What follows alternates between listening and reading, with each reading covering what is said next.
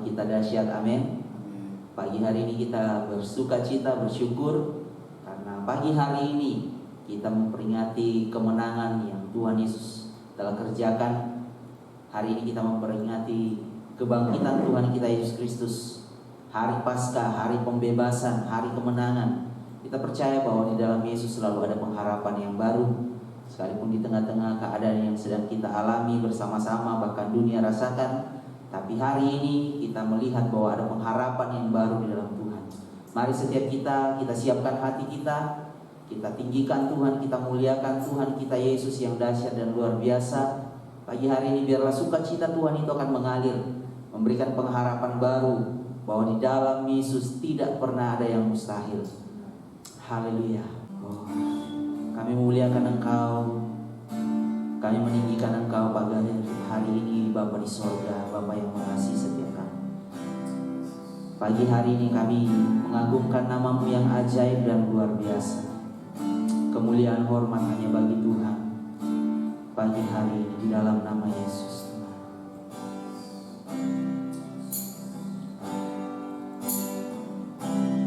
Bapakku datang menyembah-Mu di sini, ku percayakan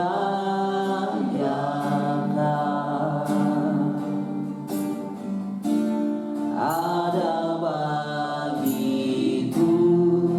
Mari katakan Bapakku datang. Bapakku datang menyembah-Mu di sini, ku percayakan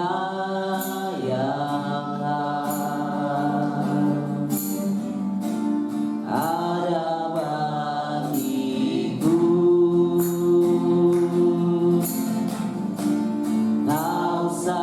Ku takut sebab Kau sertaku, tak usah ku bimbang, Kau di dalamku, tak usah ku cemas, Kau penghiburku saat ku lemah, Kau kuatku.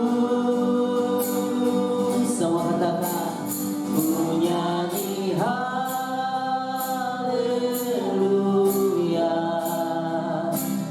ku nyanyi haleluya. Sungguh Kau hebat, ajaib perkasa perbuatan-Mu. Ku nyanyi haleluya, ku nyanyi haleluya,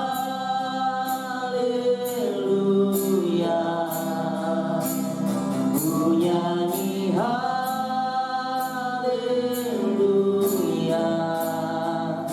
Sungguh Kau hebat, ajaib perkasa perbuatan-Mu.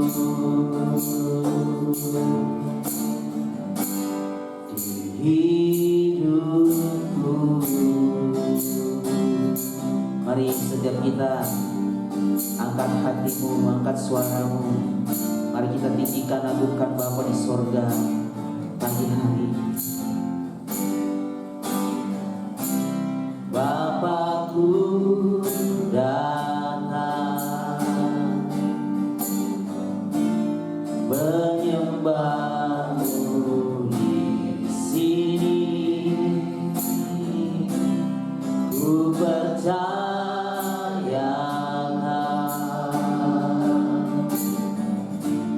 ada bagiku. Katakan Bapakku datang, Bapakku datang menyembah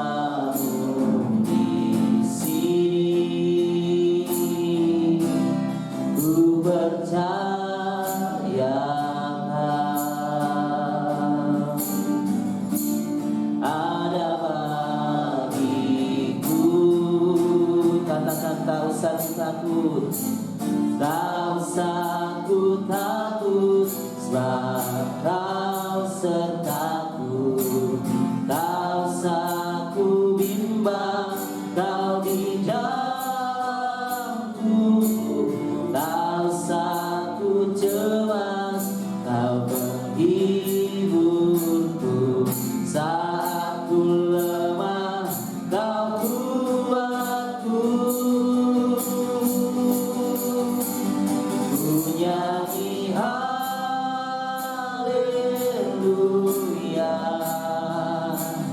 ku nyanyi haleluya.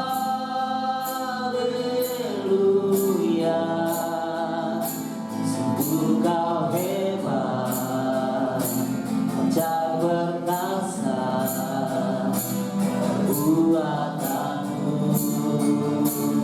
Nyanyi haleluya, ku nyanyi haleluya, ku nyanyi haleluya.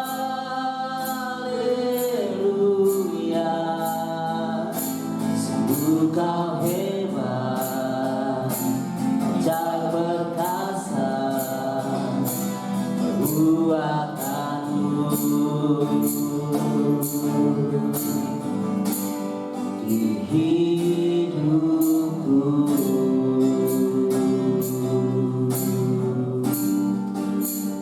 oh, ajaib-ajaib, haleluya.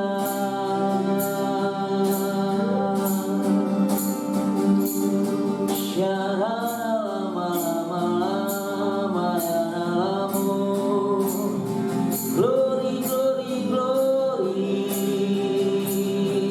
hallelujah, hallelujah, hallelujah.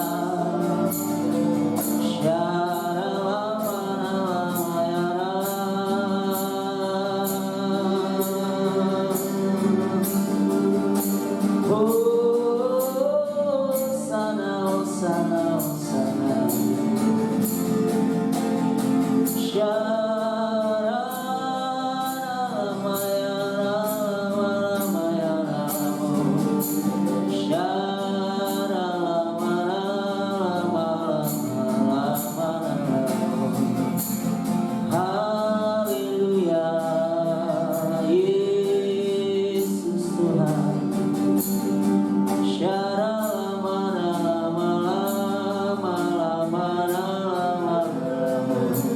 Glory, glory, glory, hallelujah, hallelujah.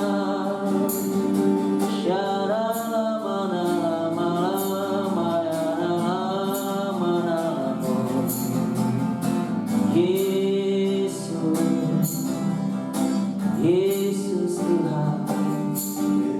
Glory, glory, hallelujah.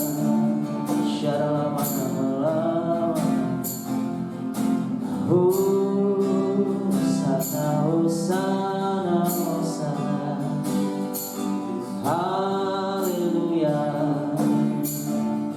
haleluya. Yesus, kami tinggikan nama-Mu, kami agungkan nama-Mu selama-lamanya. Pagi hari ini kemuliaan hormat hanya bagi Engkau Tuhan, yang layak kami tinggikan. Sebab Engkau telah mati bagi kami, Engkau bangkit bagi kami, memberikan kemenangan, memberi harapan yang baru di dalam Engkau. Maka itu pagi hari ini hati kami bersyukur, hati kami bersukacita di dalam Engkau. Terima kasih Yesus. Segala pujian, hormat, kemuliaan hanya bagi Engkau. Sungguh kami bersyukur, kami bersyukur, dan kami bersyukur Tuhan, Engkau sungguh baik bagi kami. Terpujilah Tuhan pagi hari. Di dalam nama Yesus. Haleluya.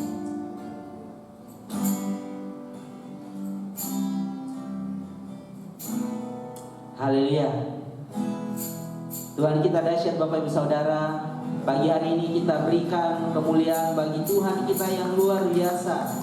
Biarlah pagi hari ini kita bersuka cita, sebab Dia hidup bagi kita semuanya. Amin. Haleluya. Sebab Dia hidup, ada hari esok. Sebab Dia hidup, ku tak gentar, karena ku tahu Dia pegang hari esok.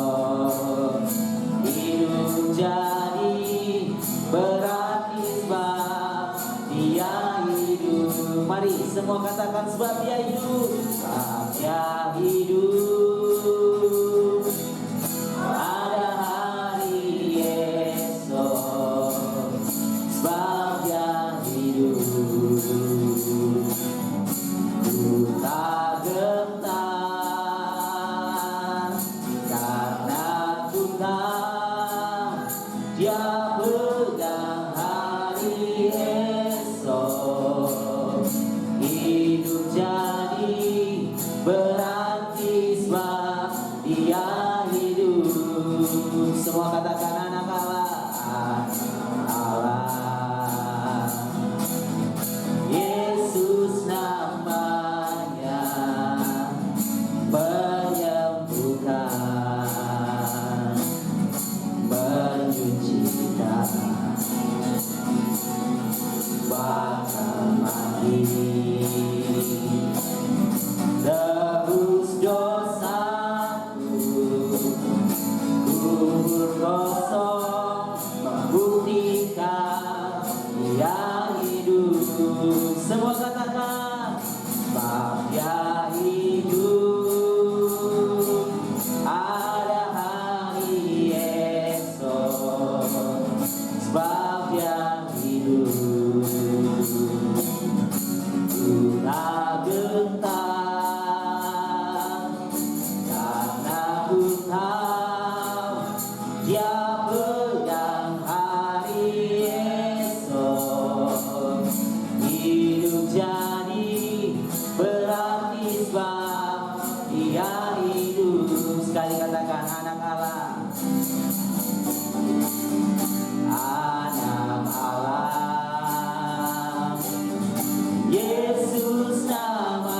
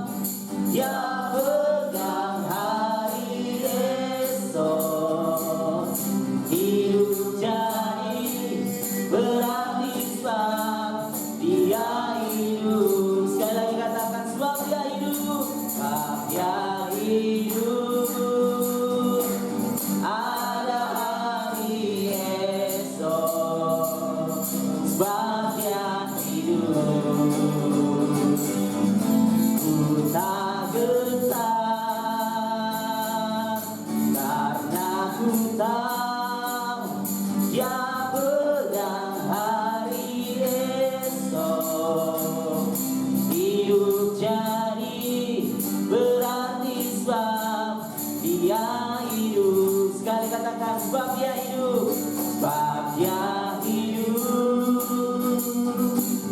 Ada hari esok, sebab dia hidup.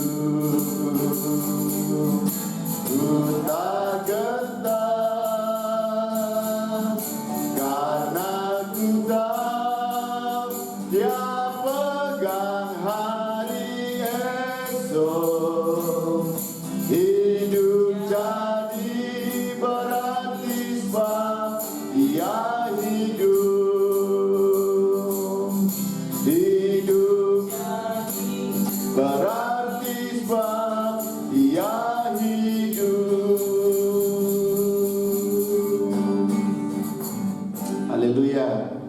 Benar Tuhan, karena Engkau bangkit, Engkau hidup, kami juga bangkit, kami juga akan hidup bersamamu.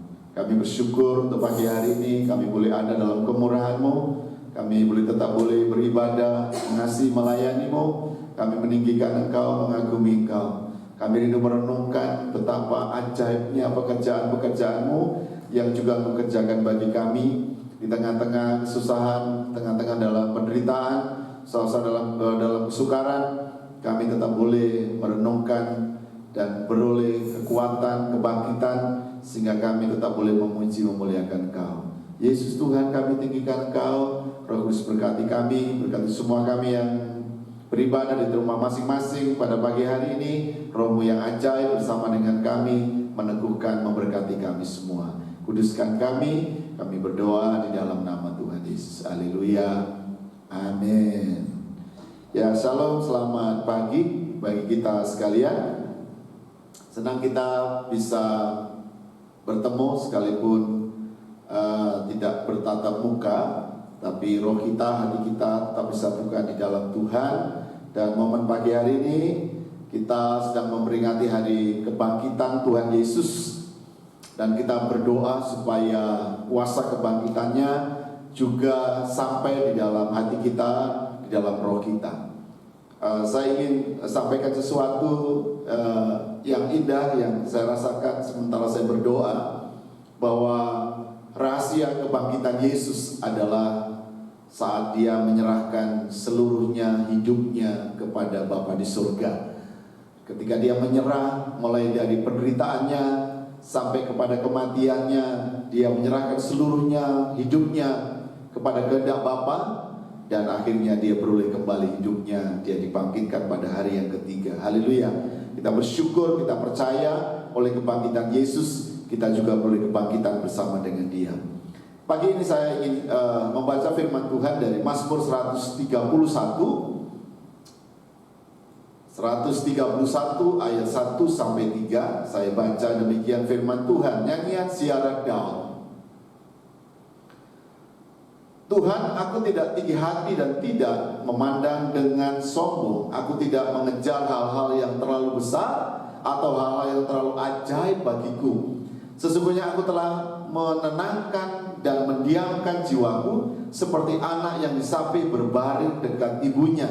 Ya, seperti anak yang disapi jiwaku dalam diriku. Berharaplah kepada Tuhan, hai Israel, dari sekarang sampai selama-lamanya. Amin. Ini adalah firman Tuhan yang saya rindu boleh membangkitkan kita, karena saya percaya bahwa hikmat yang berkata bahwa kebangkitan Yesus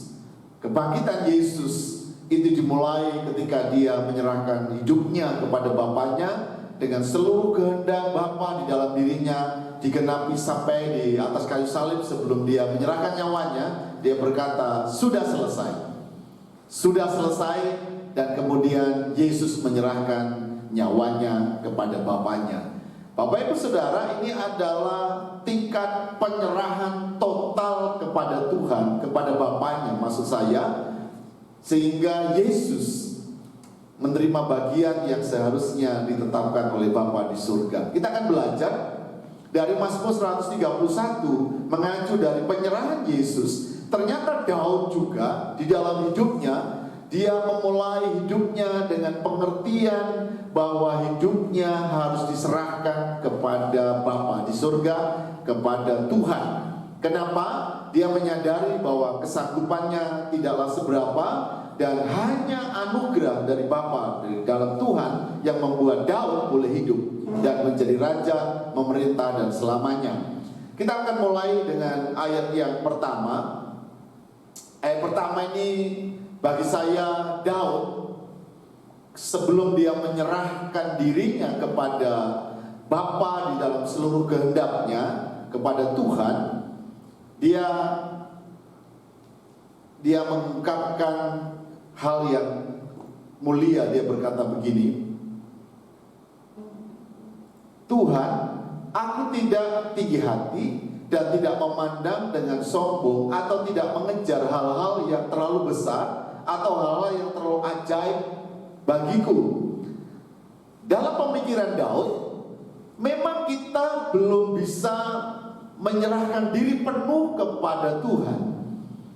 Kita belum dapat memberi hidup kita sepenuhnya kepada Tuhan, dan Tuhan juga belum bisa mengambil sepenuhnya hidup kita saat kita masih memiliki pemikiran-pemikiran yang tinggi, target-target yang tinggi, yang merupakan keinginan-keinginan dalam hidup kita yang tidak dapat kita batasi.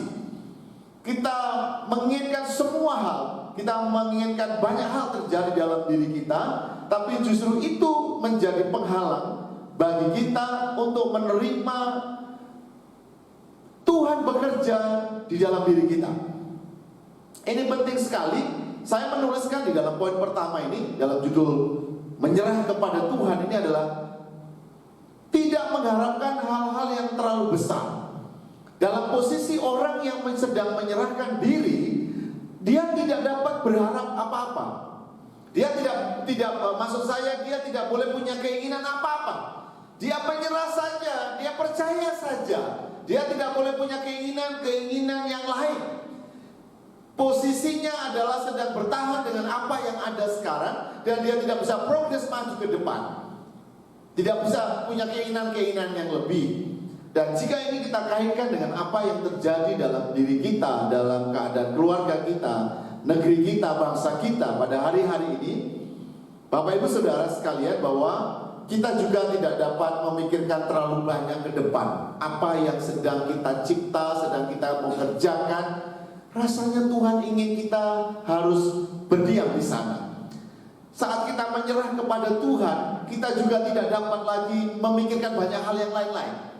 Saya percaya bahwa kondisi yang ada ini tidak baik memang, tetapi saya juga percaya bahwa Allah terus bekerja, Tuhan terus bekerja di dalam diri kita semua untuk mengajar kita hal-hal yang baik, sementara kita tidak bisa lagi bekerja dengan keinginan-keinginan kita, atau menjadi sombong dengan semua perbuatan-perbuatan kita yang hebat. Kita rasanya dibatasi dalam semua keadaan di dalam hari-hari ini, dan kita tidak bisa menjadi sombong. Sama seperti kalau dia berkata, aku tidak sombong, aku tidak mengejar hal-hal yang terlalu tinggi. Dia sedang tenang, dia sedang berserah kepada Tuhan pada waktu itu. Saya berdoa supaya oleh kebangkitan Yesus ini, kita tidak hanya mengejar bangkit dalam arti apa yang bangkit sekarang, apa yang membuat harus kita membangkitkan diri kita.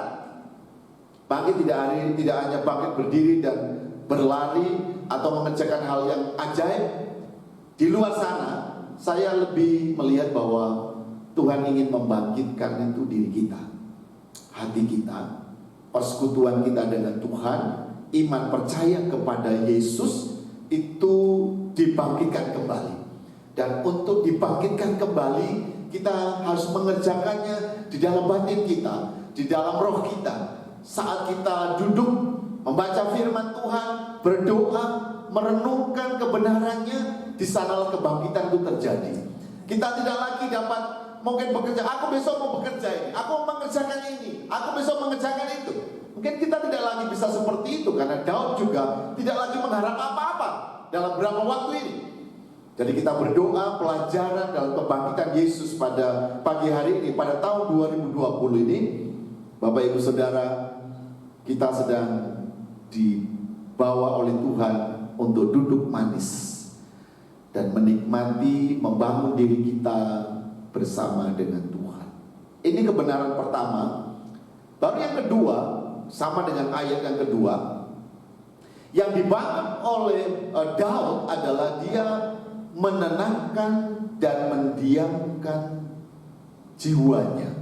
Saya senang dengan kata-kata itu, dikatakan bahwa sesungguhnya aku telah menenangkan dan mendiamkan jiwaku. Saya sudah sekian puluh tahun pelayanan, bertemu dengan banyak orang. Salah satu pelajaran yang susah di dalam kekristenan adalah ketika kita menenangkan dan mendiamkan jiwa kita. Sukar untuk meneduhkan pikiran dan hasrat kita. Itu suatu pekerjaan yang tidak mudah. Sampai ada istilah kita harus punya saat teduh, waktu teduh. Apa sih maksudnya? Adalah saat dimana kita dapat mengendalikan pikiran kita, saat kita dapat mengendalikan keinginan kita, saat kita meneduhkan pikiran dan perasaan kita. Itu adalah pekerjaan yang tidak mudah. Kenapa? Karena kita manusia, kita itu dibangun untuk bekerja, berpikir, dan selanjutnya. Tetapi ada saatnya Bapak Ibu Saudara seperti Daud. Kalau kita bicara tentang Daud, tentu kita bukan merenungkan tentang seorang yang duduk manis, seorang yang males-males, ya, seorang yang hanya santai-santai. Tidak. Daud sejak dari mudanya, dia seorang yang energi, dia seorang yang rajin, bersemangat, mengembalakan domba. Bahkan tidak hanya mengembalakan domba, dia juga bisa membunuh binatang-binatang yang menyerang domba-dombanya. Dia adalah orang yang punya hasrat yang kuat untuk bekerja. Sampai dia menjadi raja. Dia memimpin banyak peperangan. Dia mengalahkan banyak musuh-musuh. Dia memimpin ribuan orang untuk bertempur. Tentu Daud adalah orang yang punya hasrat yang sangat kuat untuk bekerja, berperang, dan selanjutnya. Tapi Daud juga berkata dalam Mazmur 131 ini adalah dia punya waktu untuk menenangkan dan mendiamkan jiwanya. Kenapa ini Bapak Ibu? Ini penting sekali. Ternyata hanya orang yang bisa menenangkan dan menenangkan jiwanya lah yang dapat bersekutu dengan Tuhan Yesus. Hanya orang-orang yang dapat menenangkan dan meneduhkan pikirannya lah yang dapat bersekutu dan berserah kepada Tuhan. Orang-orang yang tidak dapat menenangkan dan tidak dapat mendiamkan jiwanya, itu tidak akan dapat berserah kepada Tuhan Yesus. Oleh sebab itu dalam momen kebangkitan Yesus ini, saya rindu kita juga dibangkitkan. Apa yang dibangkitkan? Hati kita, hasrat kita, kerinduan kita untuk bersekutu dengan Tuhan, menikmati kasih-Nya, sementara level jiwa, pikiran, kemauan, dan perasaan kita sementara itu ditenangkan dan diteduhkan. Ini hal yang tidak mudah, tapi itu indah. Itu luar biasa. Kita akan lihat cerita selanjutnya bahwa Daud menggambarkan bahwa menenangkan dan meneduhkan jiwanya, menenangkan dan mendiamkan jiwanya itu seperti seorang anak. Dalam terjemahan bahasa Indonesia sehari-hari, dia tidak pakai anak, tapi pakai bayi. Saya baca begini bahasanya. Dalam terjemahan bahasa Indonesia sehari-hari berkata begini: sesungguhnya hatiku tenang dan tentram. Jadi berserah itu ditandai dengan rasa tenang dan rasa tentram. Ya, Bapak Ibu, itu. Nah, digambarkan oleh Daud bahwa seperti bayi yang habis menyusu, berbaring tenang di pangkuan ibunya, setenang itulah hatiku. Jadi gambaran tentang rasa tenang adalah digambarkan seperti bayi yang sudah menyusu, dia kenyang, tidak hanya kenyang, tapi di dalam pangkuan mamanya, pangkuan ibunya menggambarkan tentang sebuah jaminan rasa aman yang luar biasa, yang membuat bayi itu akhirnya bisa tertidur. Tidurnya di pangkuan ibunya.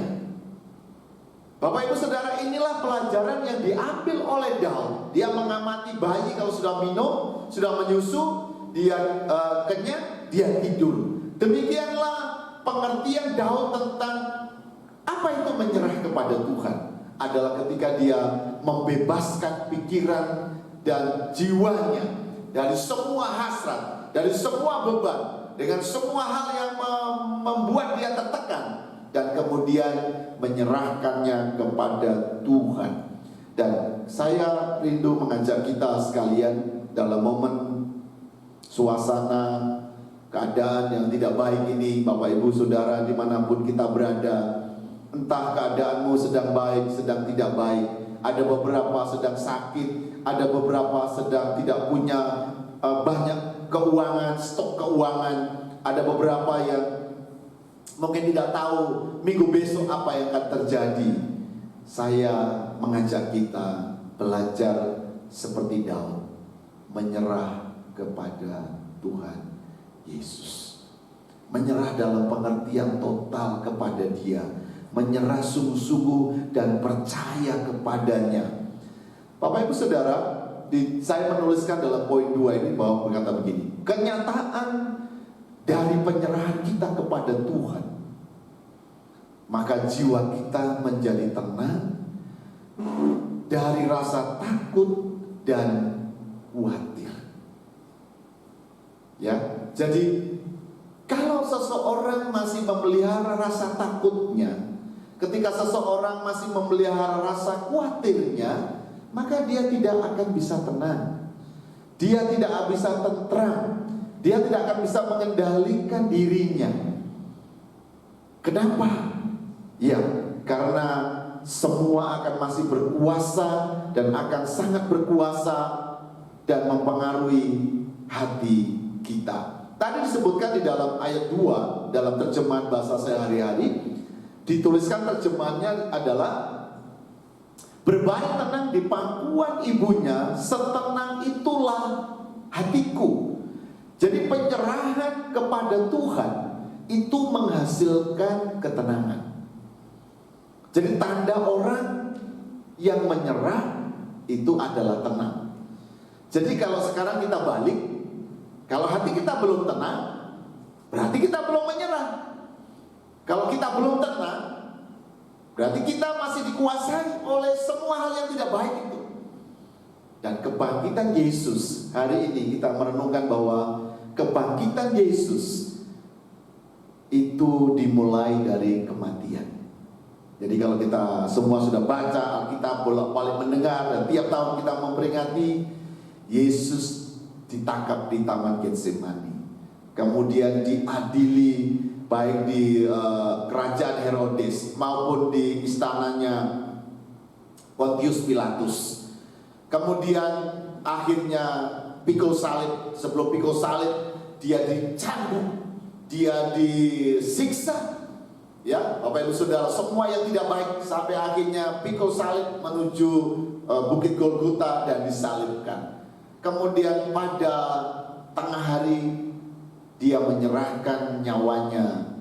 Ketika dia berkata sudah selesai, menyerahkan nyawanya, kemudian dia mati. Nah, sesudah mati dia dikuburkan. Kata dikuburkan itu bicara tentang ketenangan. Jadi Yesus itu sampai di rasa tenang. Jadi tenang itu digambarkan seolah-olah seperti mati, tanpa daya, tanpa kuasa, tanpa kemampuan, tanpa kehidupan. Seolah-olah sesuatu yang berhenti di sana. Dan memang berhenti. Ada banyak orang tidak berani masuk dalam dimensi ini karena kita sudah membiasakan diri untuk berpikir dan berpikir. Saya ingin maksudkan bahwa kata berhenti itu bukan berarti bahwa kita berdiam.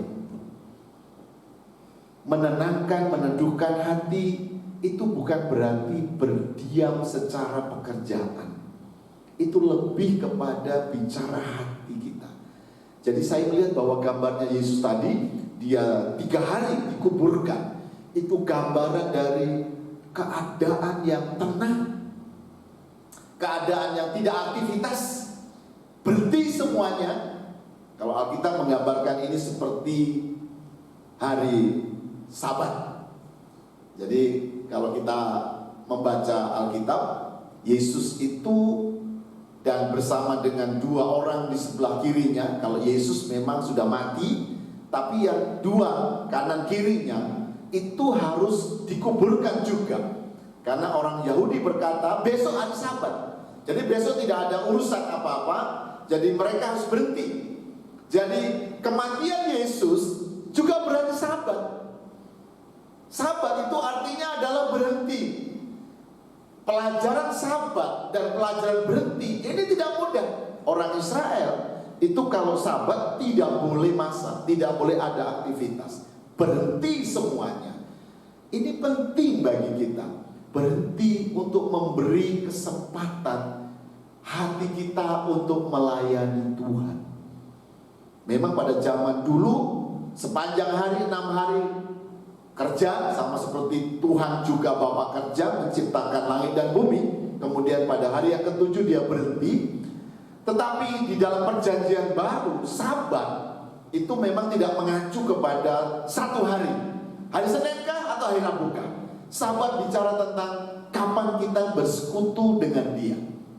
Artinya tidak bicara tentang hari, artinya juga tidak bicara tentang satu waktu, tapi kapan saja.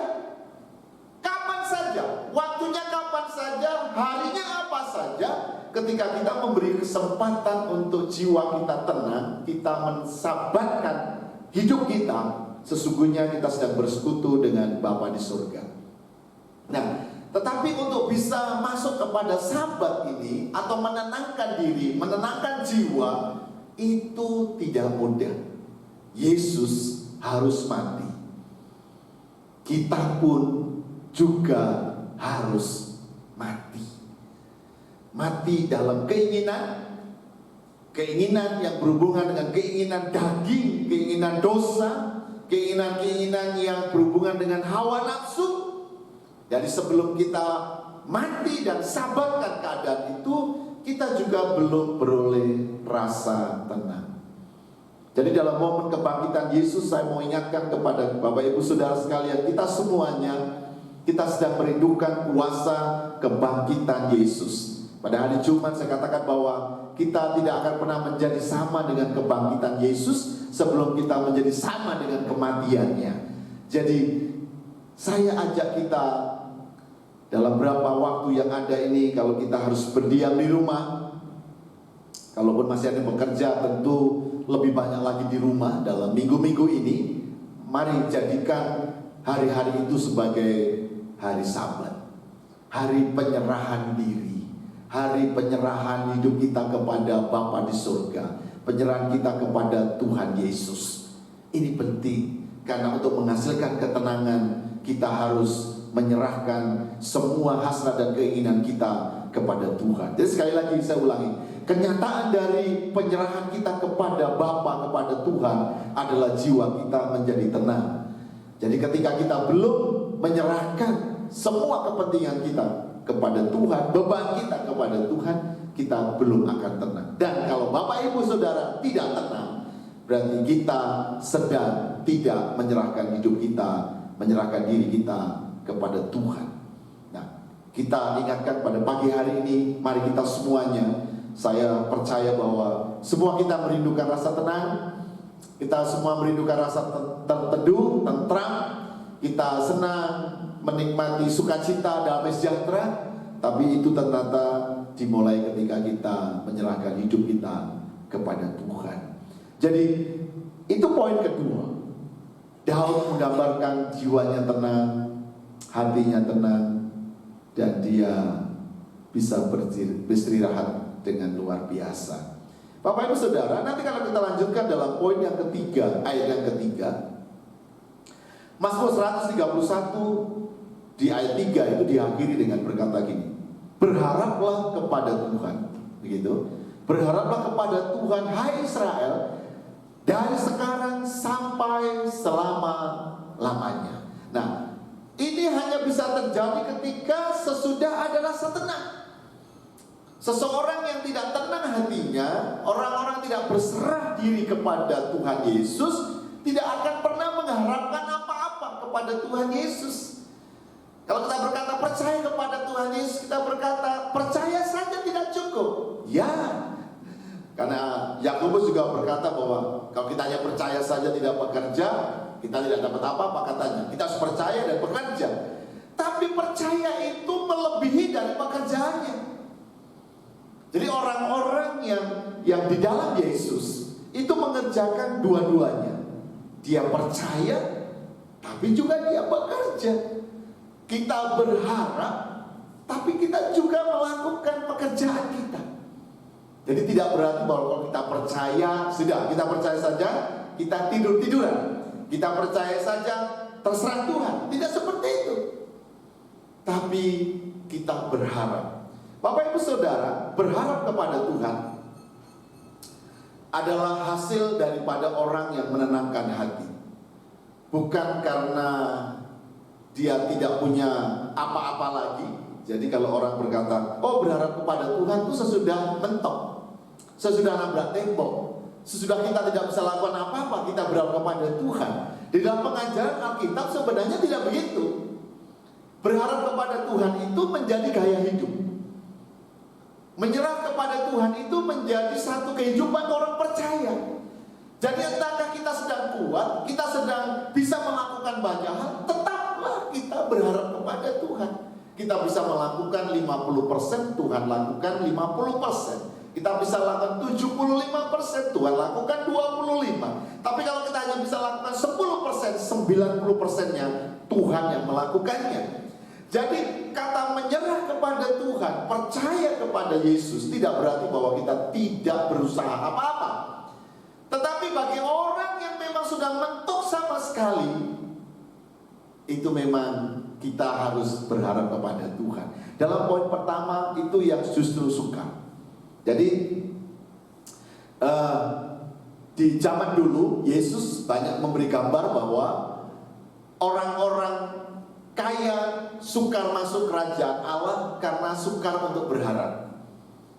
Tetapi di zaman milenial ini sebaliknya, justru banyak orang-orang kaya tidak hanya kaya harta, tapi kaya pengertian, justru lebih mudah berharap kepada Tuhan dibanding orang-orang yang kurang, baik kurang duitnya, kurang hartanya, maupun kurang akalnya. Sukar justru berharap kepada Tuhan. Untuk melihat pekerjaan Tuhan itu suka. Rasa takutnya, rasa cemasnya itu justru menguasai dia, membuat dia tidak bisa berharap kepada Tuhan. Dan itu ditandai dengan dia tidak bisa tenang, dia tidak bisa meneduhkan hatinya. Jadi saya menulis dalam poin 3 ini adalah membangun kepercayaannya kepada Tuhan.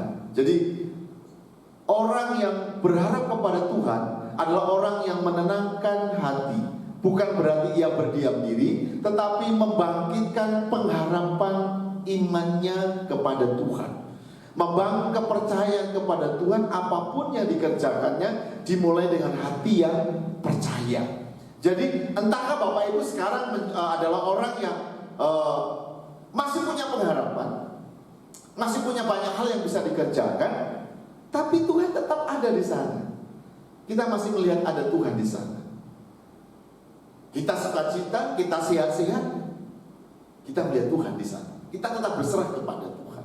Kita tidak menunggu ketika kita sakit, kita tidak menunggu ketika kita habis sama sekali, kita tidak menunggu semuanya berhenti baru kita berharap kepada Tuhan. Mestinya rumusnya tidak begitu. Entahkah kita masih bisa mengerjakan banyak hal, berharap kepada Tuhan, hukumnya adalah amin. Entahkah kita hari ini sudah mentok, entahkah hari ini kita sudah tidak berdaya, di sana juga kita tetap berharap kepada Tuhan. Jadi rumus mendapatkan ketenangan rumus mendapatkan sukacita, rumus mendapat kekuatan di dalam roh kita adalah saat kita menyerahkan diri kita kepada Tuhan di dalam semua kehendak-Nya. Kita percaya bahwa Yesus Tuhan yang kita sembah, yang kita layani, yang kita puji, tidak akan berdiam diri. Dia tidak menutup mata dan tidak menutup telinga terhadap keadaan kita. Dia tahu kepada siapa Dia datang, yaitu kepada mereka yang hatinya menyerah, yang hatinya berserah, yang hatinya percaya kepadanya. Dia dekat, Dia sangat dekat, Dia senang dekat kepada orang-orang yang menyerah kepada Dia.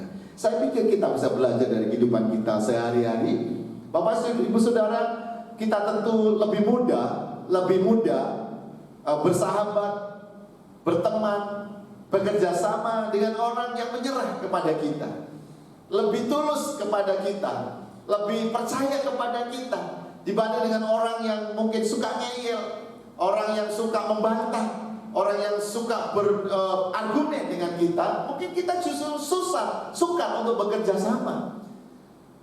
Saya yakin seperti itu suasana hati kita dengan Tuhan ketika kita juga sukar untuk menyerah, sukar untuk percaya.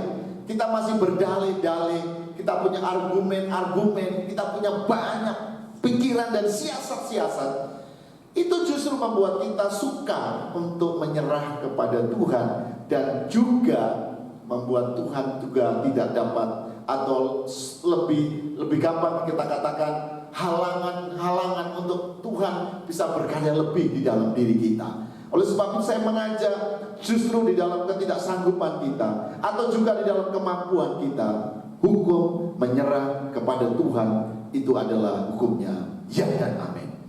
Kekristenan yang sejati adalah hidupku adalah Yesus, dan Yesus ada dalam hidupku. Kekristenan yang sejati berkata bahwa hidupku bukan aku lagi, tapi Yesus yang ada di dalam aku. Bapak Ibu Saudara, dalam milenial ini orang menggambarkan Yesus yang luar biasa. Jawabannya amin. Tapi ingat sekali lagi bahwa Yesus juga mengalami banyak dalam kelemahan-kelemahan. Sesudah kelemahan-kelemahan itulah baru hal-hal yang ajaib terjadi.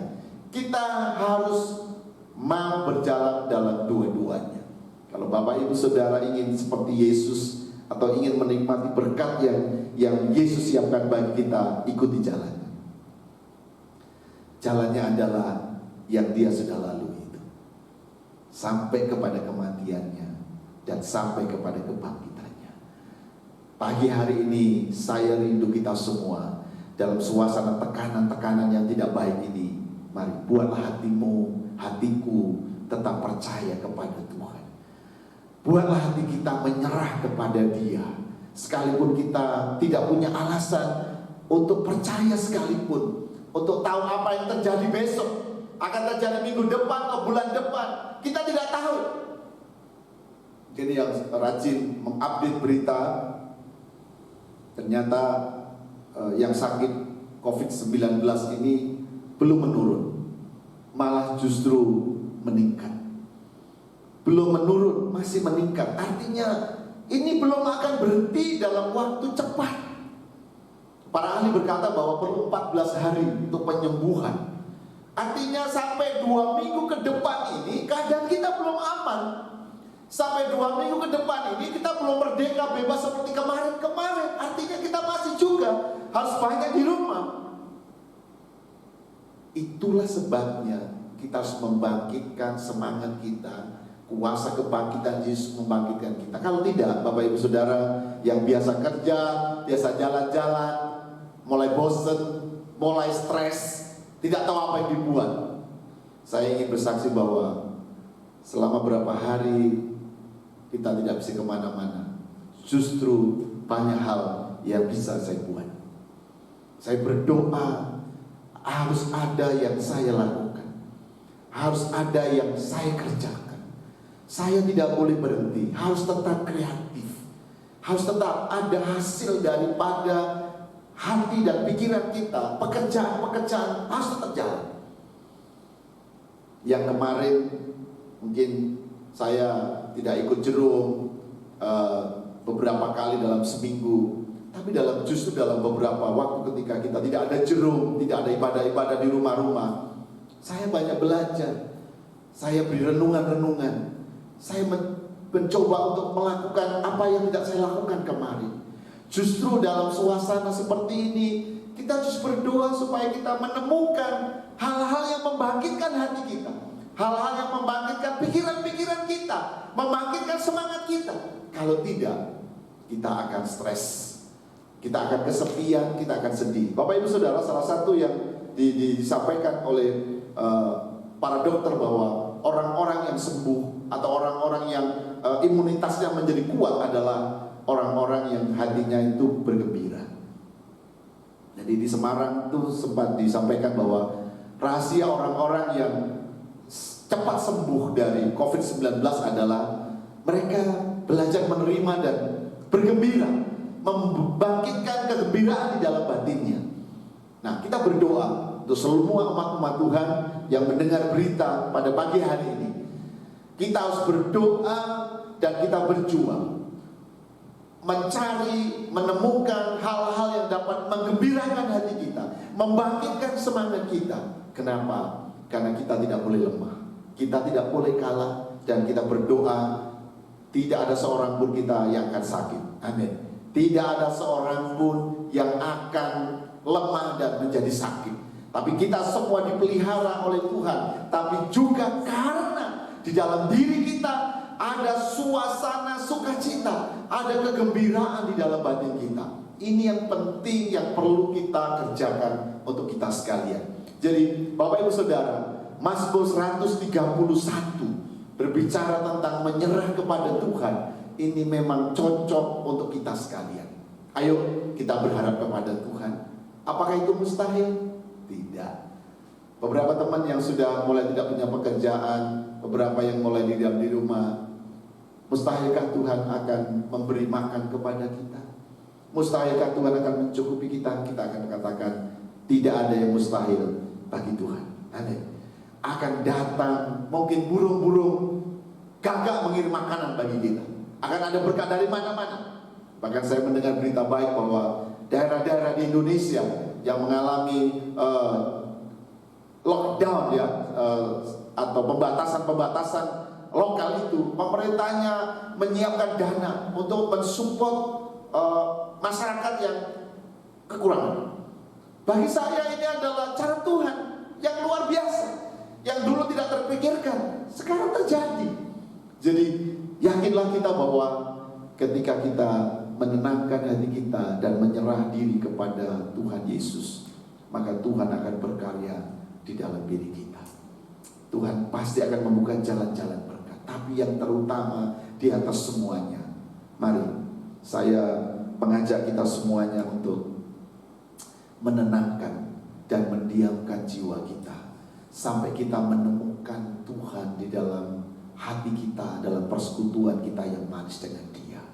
Beberapa kita yang beberapa waktu dalam kesibukannya, dalam banyak pekerjaannya, dalam hasrat yang besar untuk mencapai banyak hal, tapi justru kehilangan persekutuan dengan Tuhan. Hari ini momen kebangkitan Tuhan Yesus adalah momen di mana saya lebih punya semangat untuk bertemu dengan Yesus. Bapak Ibu tahu pada hari kebangkitan Yesus, pagi-pagi sekali para wanita-wanita itu datang ke kubur Yesus dengan semangat. Beberapa mereka datang dengan semangat ke kubur Yesus. Ada antusias, ada semangat. Saya tidak mengerti, karena kalau kita Bapak Ibu baca nanti dalam Injil, ada beberapa wanita-wanita yang suku-suku, itu mereka rame-rame, saya tidak tahu rame-rame itu berapa, 2-3 orang. Mereka pergi ke kubur dengan semangat, sementara mereka tidak tahu apa yang mereka mau kerjakan di kuburan sana. Tapi saya yakin bahwa ada hasrat, ada rindu. Kuasa kebangkitan Yesus yang ada di kuburan itu sudah sampai kepada hati wanita-wanita yang juga berkunjung ke kuburan itu. Saya yakin ada dunia roh yang terjadi dalam diri wanita-wanita itu saat pagi-pagi ketika Yesus bangkit. Dan jika wanita-wanita itu merasakan kebangkitan Yesus, kita juga pagi hari ini merasakan kebangkitannya. Kebangkitan hasrat untuk mengasihi, mencintai Dia, tetap bertahan di dalam sukacita, di keluarga kita, di dalam pekerjaan kita. Mari bangkitkan hasrat untuk tetap percaya kepada Yesus Tuhan. Bapak Ibu Saudara, saya akan membaca satu ayat untuk mengakhiri renungan kita pada pagi hari ini dari Mazmur 37. Haleluya. Dalam Mazmur 37 ayat 5 dikatakan bahwa serahkanlah hidupmu kepada Tuhan dan percayalah kepadanya, dan Ia akan bertindak. Luar biasa. Mazmur berkata, berserah atau serahkanlah hidupmu kepada Tuhan dan percayalah kepadanya, dan Ia akan bertindak. Inilah alasan yang harus kita pahami di balik rasa tenang percaya kita itu. Di balik ketenangan dalam batin kita itu adalah karena kita percaya bahwa Tuhan Yesus akan bertindak. Dia akan turun, Dia akan datang, Dia akan mengerjakan sesuatu di dalam diri kita. Saya berdoa supaya ketika Bapak Ibu tidur, kita akan dapat mimpi indah bertemu dengan Tuhan. Ketika Bapak Ibu berdoa, Roh Kudus akan datang dan menjamah hati kita. Ketika kita baca Alkitab, Roh Kudus datang dan menerangkan Injil itu kepada kita, sehingga hati kita berkobar-kobar, hati kita bersemangat, hati kita bergairah. Itu adalah doa-doa yang dimulai dari kebenaran berserah kepada Tuhan. Jadi orang-orang yang berserah atau menyerahkan hidupnya kepada Tuhan dan percaya kepada Yesus akan menghasilkan hal-hal yang mulia, hal-hal yang luar biasa. Hari ini mari kuasa kebangkitan Yesus, kuasa kebangkitan Yesus, kuasa kebangkitan Yesus akan sampai di hati kita, di rumah-rumah kita, di mana kita berada. Kenapa? Karena Dia mengasihi kita, Dia mencintai kita, Dia setia dengan semua anugerahnya, Dia setia dengan semua kebaikannya kepada kita. Ya, sungguh besar setianya bagi kita semuanya. Kita akan akhiri renungan ini dengan kita nyanyikan satu pujian, sungguh besar setiamu. Sungguh besar setiamu, amin. Kau nyatakan bagiku,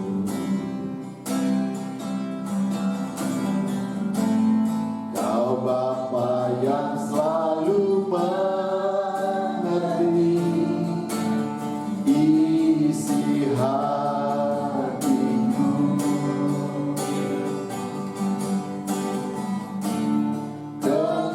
Kemuliaan-Mu Kau janjikan,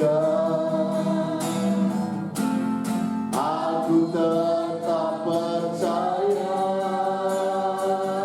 ku percaya janji-Mu ajaib, terukir dalam kehidupanku. Ku berserah di dalam kekuatan-Mu, hanya Kau segalanya bagiku. Ku percaya janji-Mu ajaib, terukir dalam kehidupanku. Ku berserah di dalam kekuatan-Mu, ku percaya.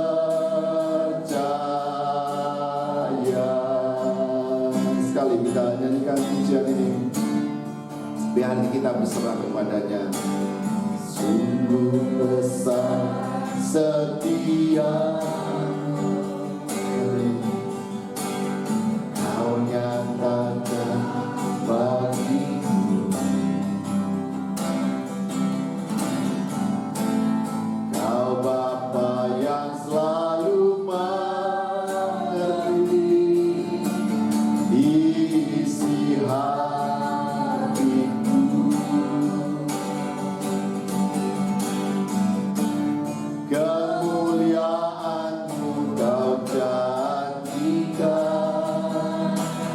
Aku tetap percaya, tetap percaya.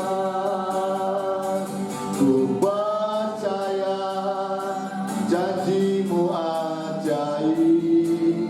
Amin. Terukir dalam kehidupanku. Ku berserah di dalam kekuatanmu. Ku segalanya bagiku.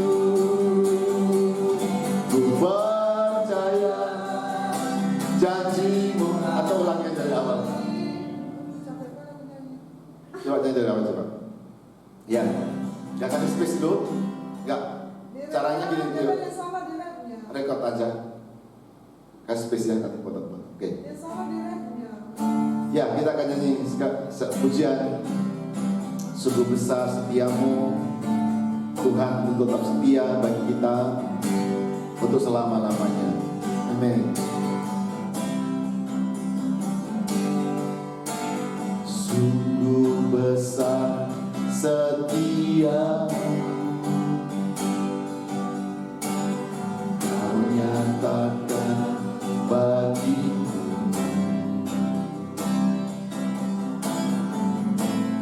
Kau Bapa yang selalu mengerti isi hatiku.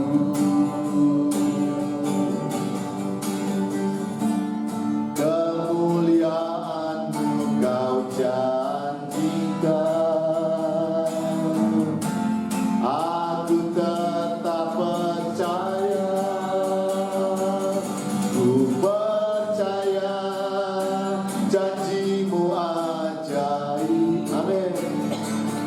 Terukir dalam kehidupanku. Ku berserah di dalam kekuatanmu. Hanya Kau segalanya bagiku. Amin. Ku percaya janjimu ajaib. Terukir dalam kehidupanku.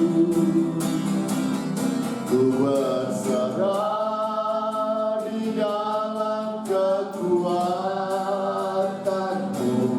Ku percaya. Mari nyanyikan sekali lagi. Hati kita berserah kepada Tuhan. Sungguh besar setia, Kau nyatakan bagiku. Kau Bapa yang selalu mengerti isi hatiku.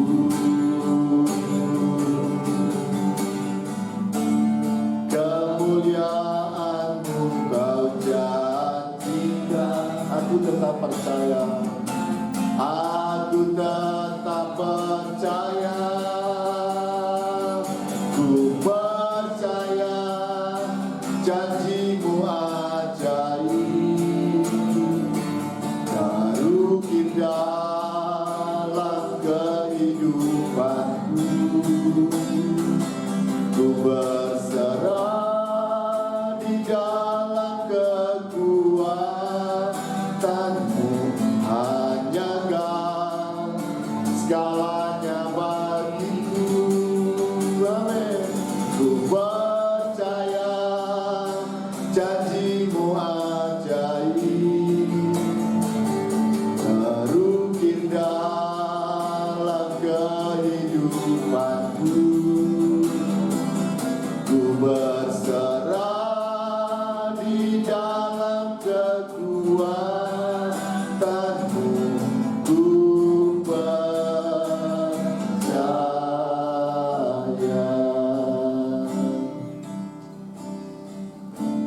Ku percaya. Ku percaya, aku percaya, aku berserah kepadamu, Yesus yang ajaib. Kau tahu semua, Kau tahu semua yang terjadi, setiap isi hati kami. Hari ini Bapa, kami berserah, kami percaya kepadamu. Engkau memiliki rancangan-rancangan yang baik, rancangan-rancangan yang indah bagi kami. Amin, amin, amin, amin. Mari Bapak Ibu katakan masing-masing, aku percaya. Aku percaya kepadamu Tuhan. Aku tidak memikirkan hal yang terlalu besar hari ini. Aku menyerahkan hidupku, menyerahkan semua keluargaku, menyerahkan apa yang terjadi besok, minggu ini, minggu depan. Semua hanya kehendak-Mu yang jadi. Di atas semua itu hanya kami percaya.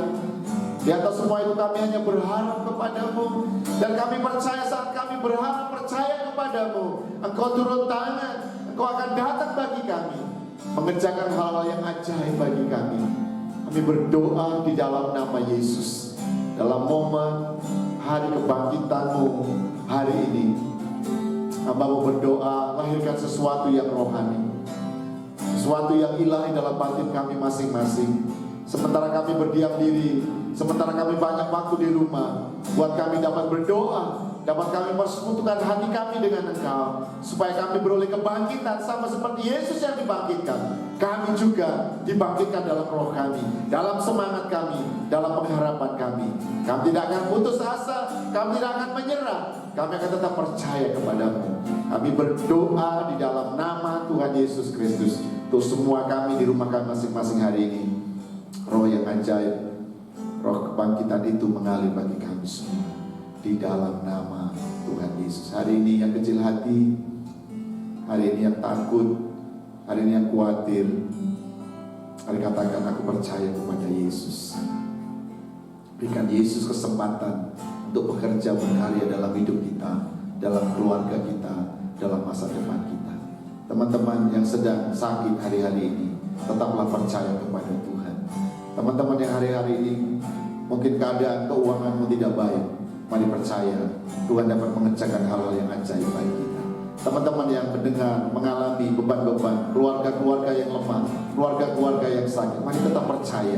Hati kita tetap percaya yang terbaik yang Tuhan kerjakan bagi kita semua, di dalam nama Tuhan Yesus Kristus.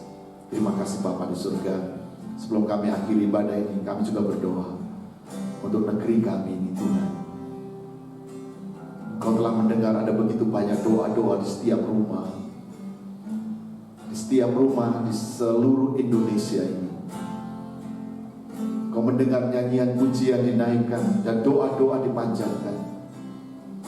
Pandanglah sebagai kebenaran, pandanglah sebagai kebenaran, supaya Engkau dapat datang memberkati kami, menghentikan setiap wabah yang terjadi sekarang di Indonesia ini.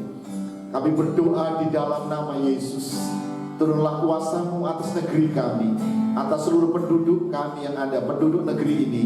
Tuhan berkati, yang sakit Tuhan sembuhkan, yang sakit Tuhan sembuhkan di dalam nama Tuhan Yesus. Kami juga berdoa, berkati untuk semua teman-teman para medis, dokter, perawat yang sedang berjuang untuk menolong saudara-saudaranya. Tuhan lindungi mereka, buat mereka kuat dan sehat. Berkati pengorbanan mereka, dan boleh membuat mereka bekerja lebih baik lagi. Lindungi mereka di dalam nama Yesus. Berkati negeri kami, negara kami, Berkati presiden kami, wakil presiden, dan seluruh pejabat-pejabat negeri ini, sampai kepada provinsi, kabupaten, bahkan daerah di mana kami berada, kota Medan ini. Tuhan berkati, biarlah kami boleh menerima keajaiban kemurahan daripadamu. Terima kasih Tuhan Yesus, kami bersyukur untuk ibadah yang sudah kami kerjakan hari ini. Kami selesaikan ibadah ini, biarlah berkat-Mu turun menyertai kami sekalian. Bapak Ibu Saudara, sebelum kita akhiri, mari kita angkat tangan kita dan kita terima berkat Tuhan. Akhirnya berkat damai sejahtera dari Allah Bapa di surga dan kasih-Nya di dalam Tuhan Yesus Kristus oleh persetujuan Roh Kudus akan menolong, menghibur, akan memberi pengajaran-pengajaran bagi kami sekalian mulai hari ini, besok, dan sampai selama-lamanya, dan sampai selama-lamanya berkat-Mu ada bersama kami. Di dalam nama Tuhan Yesus kami berdoa dan bersyukur. Haleluya. Amin. Tuhan memberkati kita. Selamat hari Minggu, selamat merayakan kebangkitan Tuhan Yesus. Tuhan Yesus memberkati kita semua. Haleluya. Amin. In your hands I surrender.